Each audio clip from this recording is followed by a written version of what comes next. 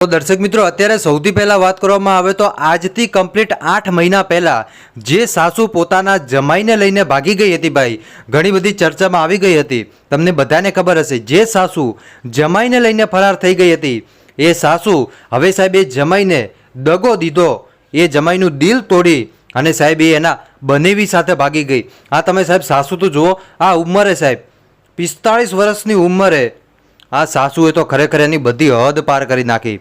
મિત્રો, હવે પોતાના ઘરે જ આવી ન રહી, પેલા જે એનો જે હોય ને બનેવી એની હાથે ભાગી ગઈ. બોલો, હવે સાહેબ તમે જુઓ તો ખરી, પહેલાં જમાઈ હાથે, ત્યારબાદ બનેવી હાથે.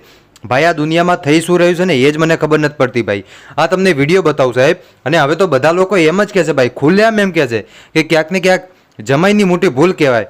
હવે તમે વિચારો સાહેબ, એના દીકરાની નથી, બરાબર, એ એના મા બાપની નથી, એના દીકરાની નથી, અને છેલ્લે સાહેબ એના જે પેલો હતો ને જમાઈ, એના જમાઈની ન થઈ, તો હવે ભાઈ એના બનેવીની શું થવાની? એ તો તમે વિચારો. એ તો સાહેબ એક બાજુ આપણે રાખીએ, હગ્ગા દીકરાની ન થાય ભાઈ, એ બીજા કોની થાય? તમે એટલું વિચારી લો એટલે તમને બધાને ખબર પડશે સાહેબ. લોહીનો સંબંધ ખબર છે ને, લોહીનો સંબંધ કેટલો બધો કિંમતી હોય.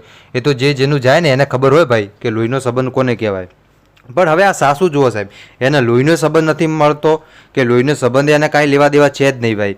એ એટલી ગાંડી થઈ ગઈ પ્રેમની અંદર ભાઈ. આ કાંઈ છે નહીં પ્રેમ બીજું ભાઈ. ખરેખર આમાં ન પડતા ભાઈ.